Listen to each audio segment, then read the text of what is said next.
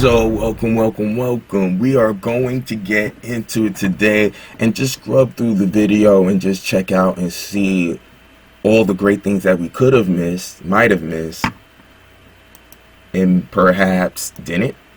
And we're going to just gush all over this trailer and just break it down and see what we just basically see what we might have missed and just geek over this shit. You already know what it is, man. You're here to have fun, man. That's what we're here to do. And let's go.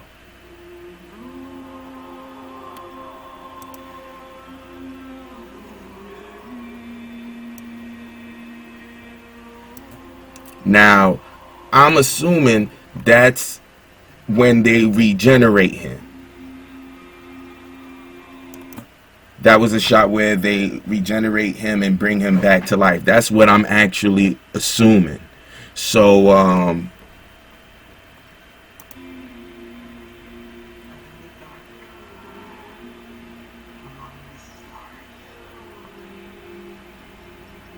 in this shot, I don't know if this is supposed to be Vera, but I don't know. I don't know if that's supposed to be Vera or not. I love the shot though. I love this shot. I'm trying to manipulate the audio because I don't know.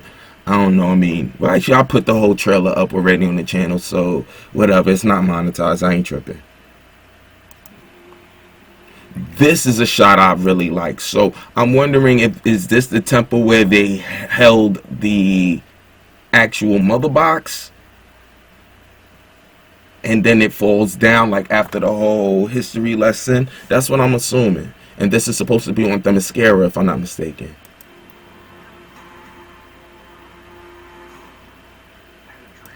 Man, let's just really appreciate this. I know a lot of people out there, and on a channel that I really love, and shout out to the homies, man, but y'all get mad about these type of colors that Zack Snyder chooses. And make no mistake, I get a lot of people, it's fun for YouTubers to basically pick at a scab because it's easy views, yada yada yada. I ain't tripping about all that. My thing about it is let's be for real. Every shot that he puts in the frame, Zack Snyder does, is something that you would expect to be painted. Like, I could see Alex Ross paint this. This is an amazing shot. And I mean, if you're an artist as well, like some of the, like I'm not surprised that Zack Snyder draws his a lot of his own storyboards, and then probably brings it over to someone that can articulate the artwork a little bit better. But this is dope, man, with the short ears. I really love it. And I'm a dude that grew up with the 89 Batman. I used to love the long ear Batman. This snub-nosed ear Batman that I remember people was bringing out because he was supposed to be the older, rugged brawler. And you know what, to have it visually realized on TV, even though they show him without the coat and all that, this is like Nightmare Batman. I really do enjoy this take on him. Like, it's just an amazing shot too as well. I mean, artistically. And if you like the shots, why complain? Now this is amazing right here. Now this is actually really dope. Now I'm assuming this is one of the obviously one of the ships of Apocalypse, if not the main flagship, and how it hovers over destroyed city and things of that nature. So it's going to be real interesting to see how this world totally operates. Now this might be a little bit more closer to the what is the joint that they had, the game Injustice. And I seen the 3-hour joint of that, and people cry about all the anti-Snyder Cut fans that are mad about this 4-hour clip because you want to reach for low-hanging fruit, but you'll watch a 3 or 4 hour video game cutscene. Like, some of you really will watch it. I'm not saying all of you, but I know a lot of you watch this shit. So like I don't know, it's just weird to me, man. And to finally get a film version of it, man, this is gonna be really dope, man. Just enjoy it. Of course, my baby. Let's bring her back. Woo! And she fly as hell, but the shots I like. Sometimes I'll be like, you could tell it's green screen. Sometimes it's like, not exactly. But I don't know. But either way you look at it, Zack Snyder, the way he did this was more along the line of Watchmen and 300, where everything looks more like a painting. The original Man of Steel was actually more grounded, if you ask me, the way he shot it. He shot it with the intention of high sci-fi film thriller, like more like a sci-fi thriller, which is dope. I'm not ain't no complaints on this side. I don't know, I always noticed, I felt like somewhere when they was wanting to bring him more to a Justice League experience, I've always wondered if they asked him, well, why don't you make it more like 300 or Watchmen, where he does more slow motion and these type of stylized ways of approach, which I think he went and did. Man of Steel the way he did was supposed to give people something that they never would have expected even Zack Snyder to do. I think if you look at Man of Steel, that was more towards like a Nolan experience, a very, very hyper grounded version. I'm not going to say that this is not going to be grounded in some sort of science fiction, but I'm just saying the way he handled the shots, they make them more mythical, but it made more sense. I would have liked to have seen BVS shot more, well, actually, I really love how it was shot. I like the mosaic thing, to be honest. I really like Zack Snyder when he does his stylized ways of doing it. But if he could have shot BVS closer to Man of Steel and then made Justice League the mosaic godlike, because it makes more sense that way, because now it's like they're going mythical. They're going from science fiction reality to this type of painting, because I feel like this is what he's doing, and especially in this shot is very much like, again, like when she says at the end of, I guess you could call it the Justice Whedon version, she refers to them like the gods have come back and these are the new gods. I mean, it's kind of poetic because Zack Snyder shoots like this, very, very large, make these characters look very mythic and very powerful, and kind of give them that romanticized version of what the gods of Greek and Greco-Roman mythology, how they were trying to tell the tale. This would be kind of like a sci-fi visualization of them coming down in a nice little hodgepodge. I mean, I don't know. I just like the creative aspect of it in these shots. I love that. Now, this is very interesting. I'm assuming this is inside the ship, I'm assuming, or this might be part of the history lesson as well. I mean, we just don't know. But I really think that this is a dope ass shot just to see how it looks. Woo. Ooh, let's bring it back. Let's bring it back. I love this. Now, this is where I'm a little lost, because his arm kind of pokes out here. I would have thought to bring it down this way, because it looks like his wings is stuck to his, I mean, don't get me wrong, it gives him that imposing physique. You know what I'm saying? And plus, he's also alien too, so I don't mind certain things, different design elements that's outside of how the body might sit.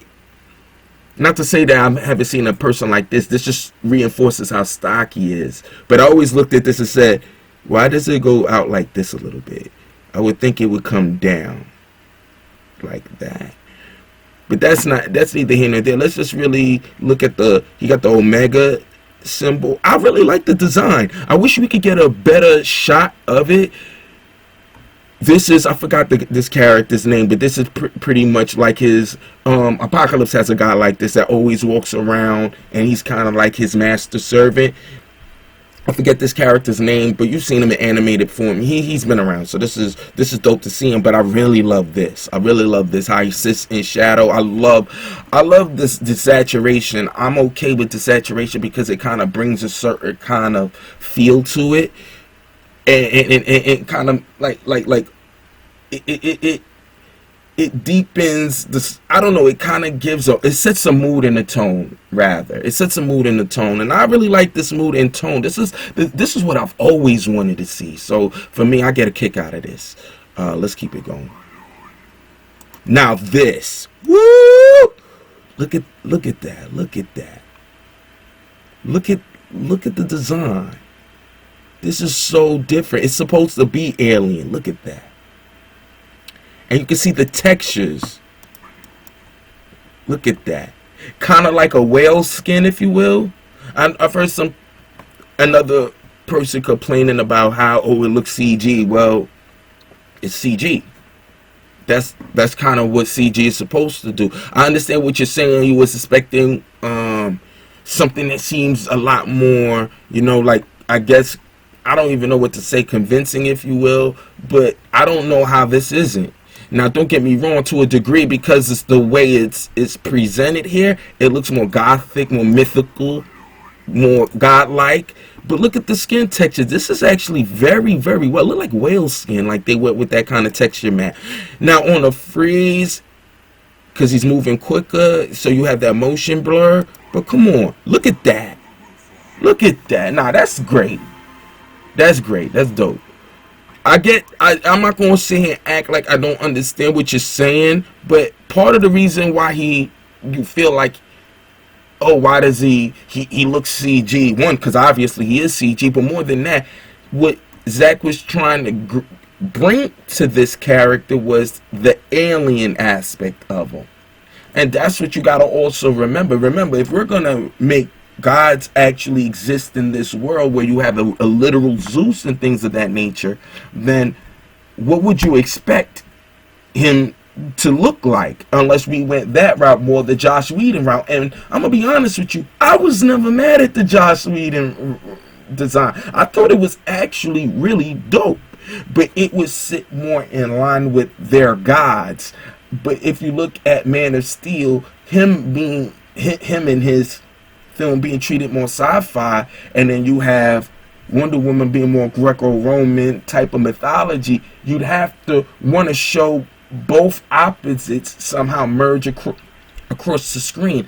And the best way to do that, to approach it, was if Apocalypse isn't from their world, he's really from a terrestrial planet, so they would form differently. Steppenwolf will form differently. I've heard him be coined as a space knight, and this is supposed to be interweaving metal shards that kind of come to life, which would kind of make sense. Like, even if you don't want to call it sentient, you could actually argue that if these are higher forms of being, his suit may actually be kind of linked to him via some sort of telepathy, whereas this could coil and move with him as he's fighting. And for him to have, look at how it cascades all the way up around his head, which for a second I was wondering if that was more of a helmet and his head wasn't really in it, but he stuck to that form of making that the shape of his head. Well, if that's the case, and it cascades all around him, and from what I've seen other shots where it builds over him, or other test designs, it builds over him, it goes into the Space Knight mythology, and it kind of weaves the knighthood that we could kind of conceptualize, make it alien in the way that he creates the suit and its functionality, alien in the fact that the base creature is an alien. So he's completely a different form, but he's relatable in the aspect of armor and how they relate to him as a space kind of knight. And then when you see the suit and arm kind of fit around it, then he fits in line with the Themyscirians, that of Greco-Roman mythology. Look at this. I love how someone even noticed that, how if you look at how the body of Cyborg kind of fits in line with Steppenwolf's suit. But now let's look at the story, because we already know a lot of it, and in this one they're really trying to tell you the story that Steppenwolf is coming. This is continuing from BVS, and the gods are coming, and now Batman has to form an alliance, and I'm assuming that Darkseid is coming for the Man of Steel. That's what I'm assuming.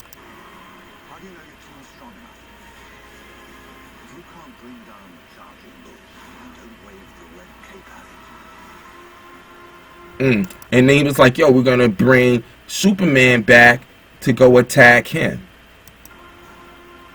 Look at the ships. I love the ships.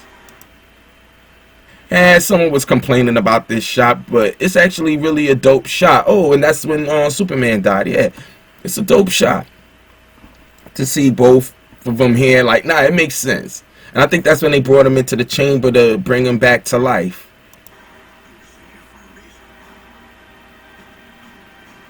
The only thing that throws me off is, why did he have a suit on if he died in the Superman suit and they buried him in that? I don't know. Like, I mean, I'm assuming they buried him in a regular suit, but at the same, on the ranch.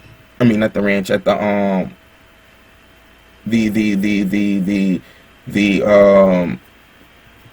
Kent farm or whatnot, or estate, or wherever they live at. But I don't know. I mean, because you see him getting shot back to life, but he's wearing the suit. That's what's he's wearing the Superman suit that he died in. So it's just, I don't know, it's just an interesting way of where we're gonna go with that part.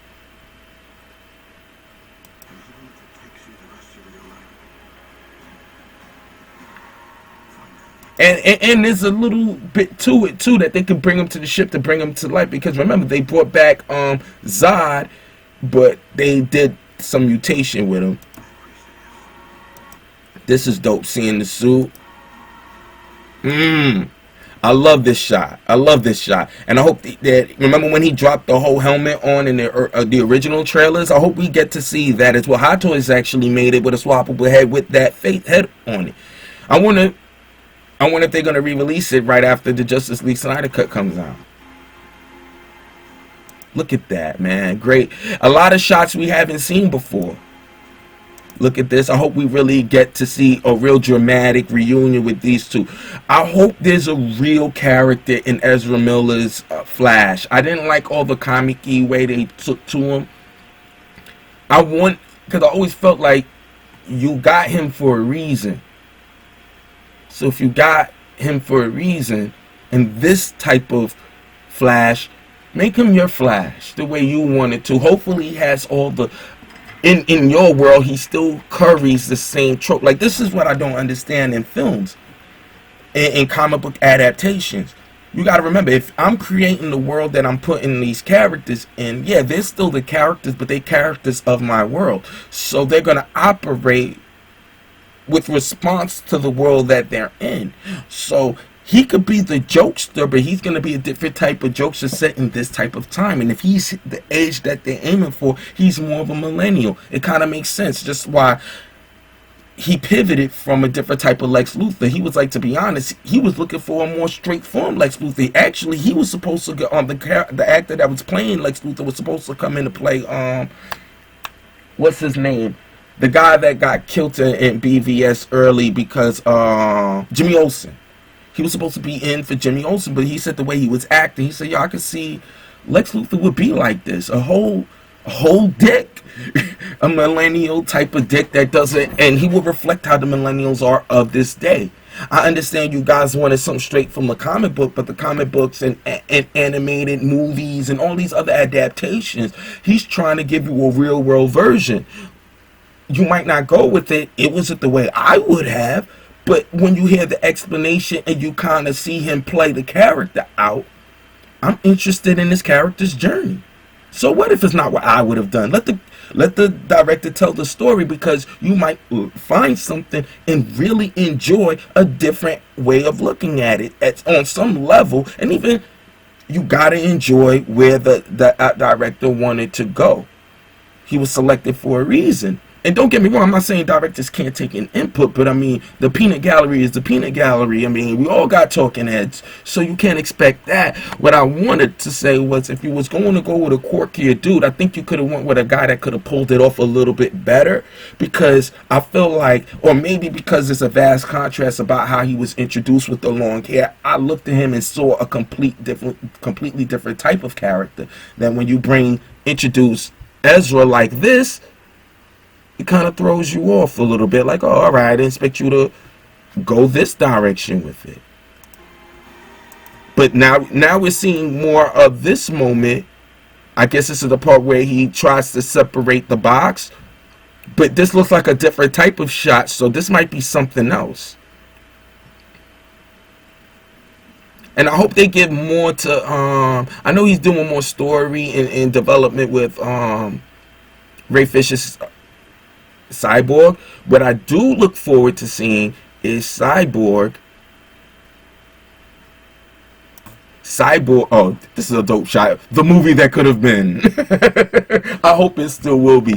But I hope they actually really make him more top, because there's not really much of Cyborg has always seemed to be better as a support character as opposed to a character that can exist autonomous on his own, even though I haven't read his solo series, so there's probably more to go with.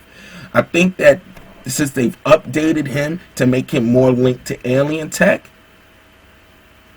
it should be fascinating that to see what kind of villains. He shouldn't be fighting run-of-the-mill villains. He should be fighting, maybe fighting tech villains from other galaxies.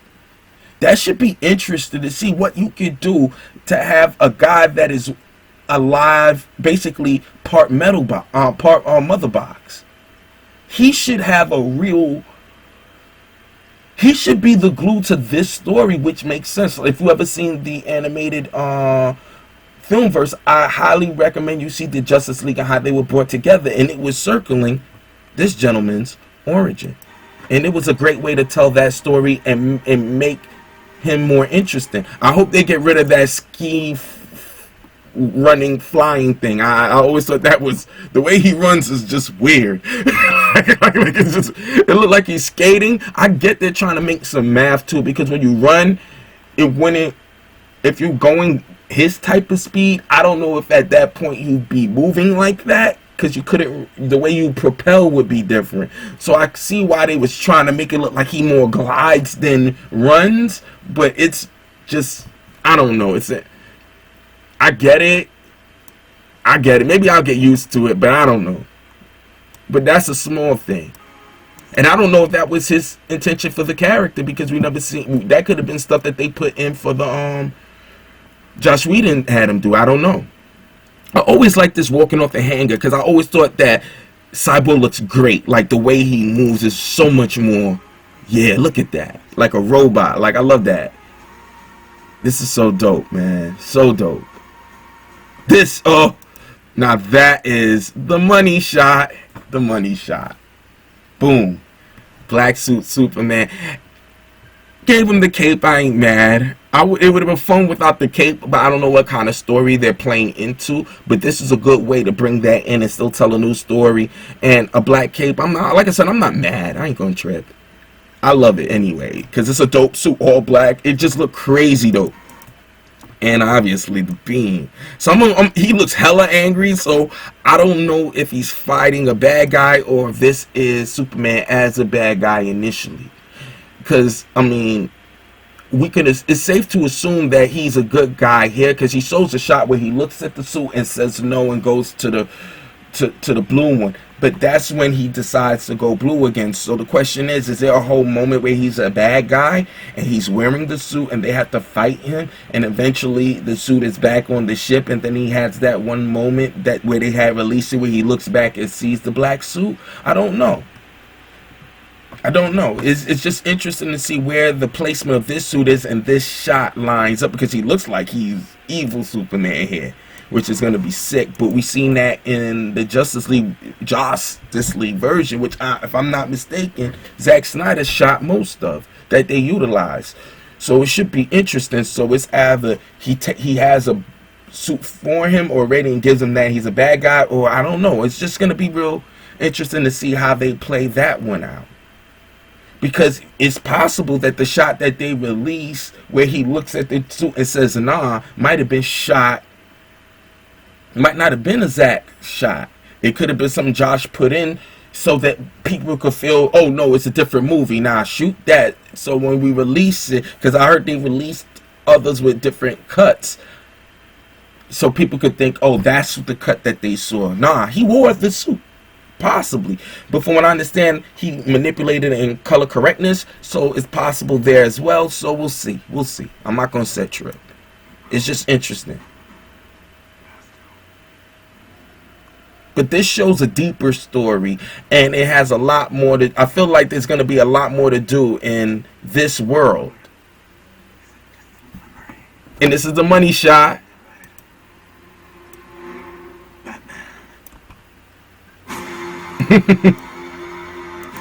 Let's bring it back, because this is what everybody loves this.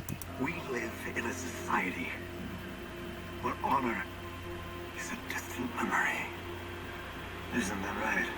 Okay, Cyborg. I don't think anyone noticed that Cyborg was in that shot.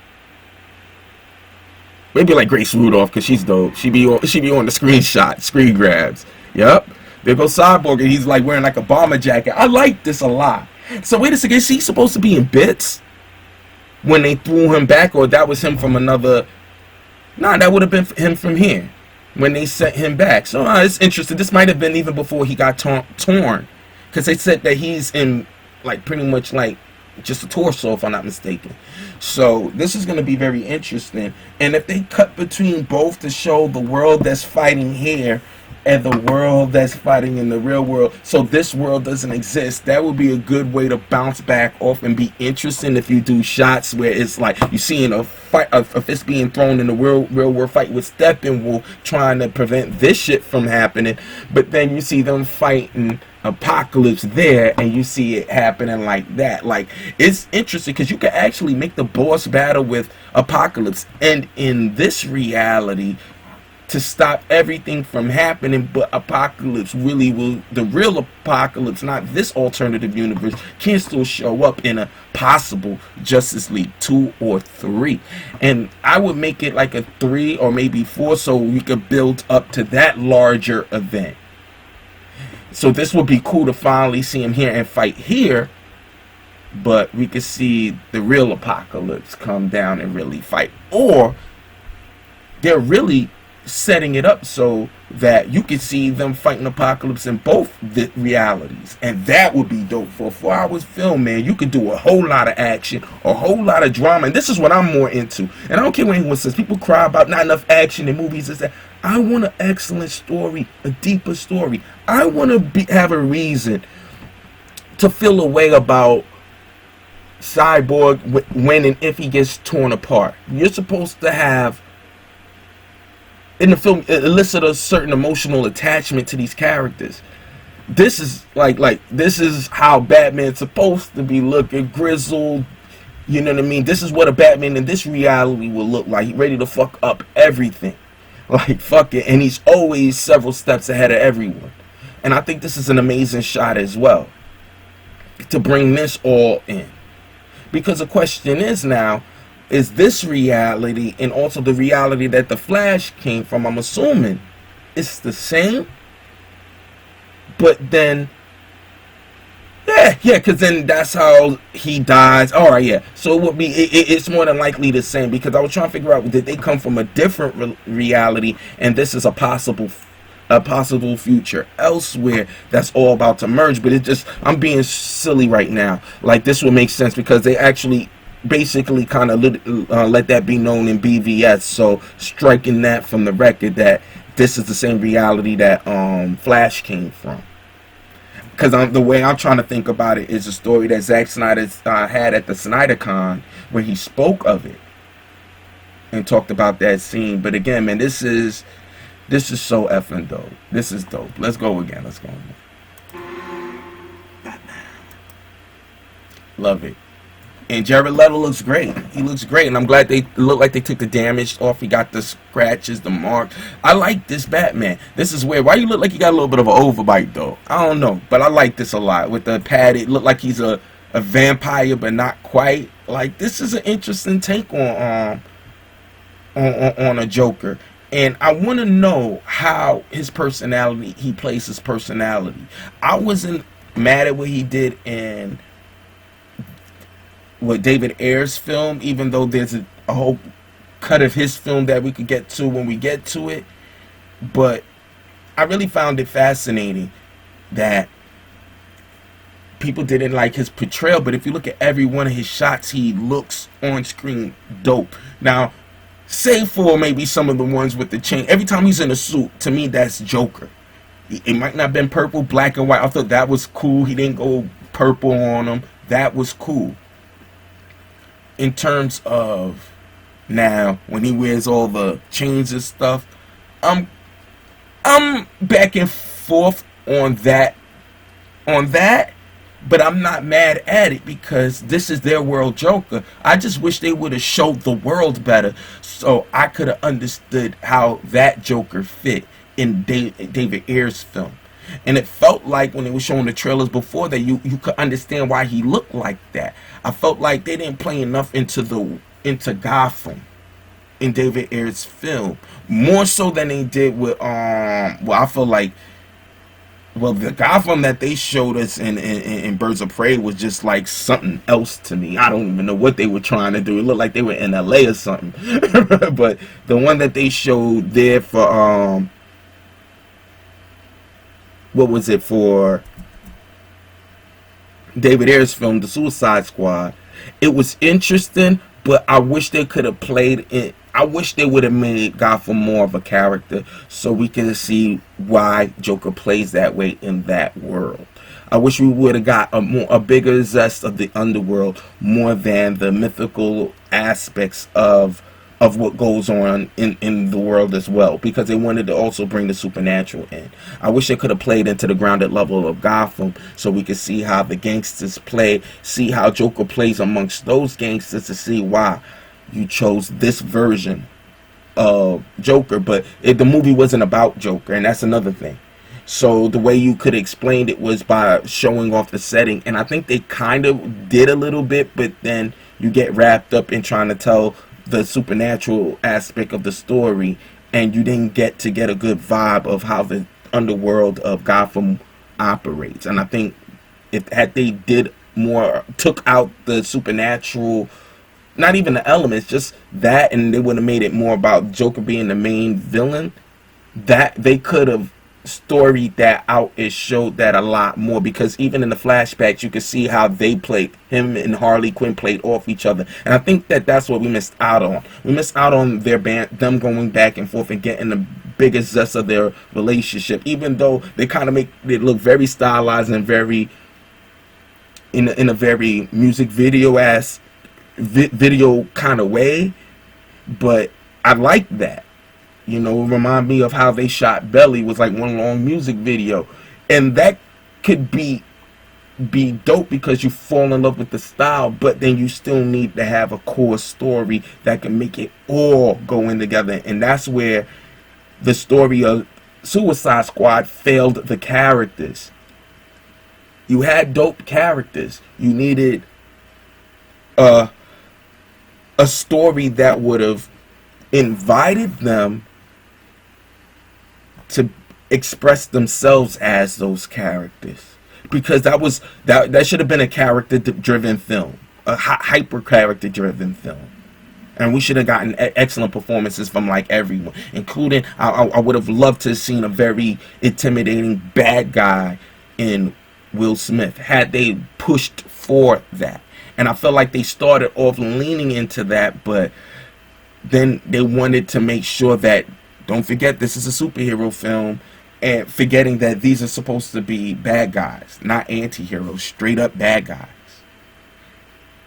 So I think there was another way that you could have made them still be the story, but had created like another character, or Rick Flag, or some other character, Peacemaker, somebody in there tracking them as a good guy, but they are more they're more on the chase of chasing them and trying to find them, while we get to know these bad guys, and we could get some real deep character development with them, and maybe one out of them we could focus on more an anti-hero climate within them, but still is a bad guy that could have still kind of made you kind of resolve the fact that we're still rooting for the bad guys as well.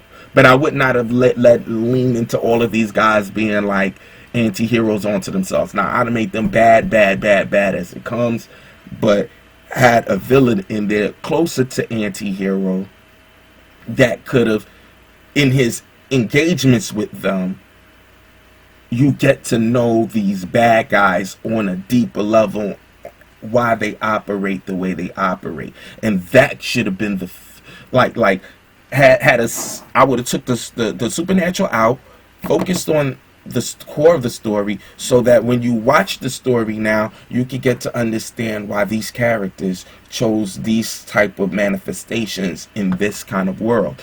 All of that for this. But Zack Snyder has a handle of this character, so the fact that they're using Jared Leto and he's adding more to it, hopefully in a 4-hour film we could flesh out a concept for him. Even though from what I understand he really gets like 4 or 5 minutes total screen time, there's still a lot you can do to give more understanding to the character without having to overly feel like you have to remedy the movie that came from before, but actually, you know, deep cook Joker, because there's going to be a reason why he became a good guy and he helps his arch nemesis in here. So I can imagine their conversation back and forth would give so much more context to this Joker, why he is the way he is, and the type of villain that he was and the type of man he is in this world to date, that he looks just like this, and this looks amazing. I really like what I'm looking at, man. So yeah, this was actually fun to do. If you like me doing more deeper breakdowns with certain trailers, please, man, let me know. Man, let me know in the comments below. What we're gonna end up doing after I render this one out is we're gonna really get into more, hopefully we'll get in more depth about the trailer, and also all the thing that circles around it. Get more excited. Please, guys, share, promote, push. We gotta get people to want to see this film, get as much eyes onto it, get much people wanting to see this film again, and hopefully we can resurrect the Snyder universe. But first, you need a good film, and I believe it's Zack Snyder, and I believe that he will put a dope film out there, because all his movies have been good to me. You know, the one that everyone seems to hate, I actually enjoy, and I wanted to do a review about Sucker Punch. I enjoyed it. It's not my favorite of his films, but I liked it, and I was actually, it's an interesting choice that he would do that film, but I liked it nonetheless. But that doesn't mean like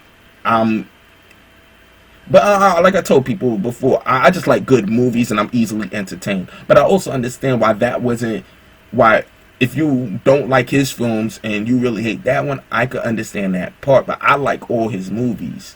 You know what I'm saying? At least that I've seen. You know what I mean? And even the one people don't like the most, I enjoyed. It wasn't his best effort, but I enjoyed. But in terms of like long form entertainment like Watchmen, I loved the extended cut, the short version, the extended cut version. I just like more story to my characters, and to get like 4 hours of a guy like Zack Snyder that you could tell is clearly passionate about this, and he really is passionate about how in engaging with his fans, and he didn't have to do this, but he's gonna put this out there, and I really feel that this is gonna put a lot more respect on his name, because a lot of people had to backtrack how they felt about BVS once they got the 30 minutes in, which if you ask me, 30 minutes out on in, it was pretty much like you got more context, but the big jump for a lot of people I got a little bit lost in. But nothing, needless to say, it was still a great film before the 30 minutes to me, and definitely after it. But you know, we get a lot of beehive mentality, and I really think that we need to just give, it's 4 hours. We're gonna get a hyper fleshed out character that we didn't get a chance to get from before.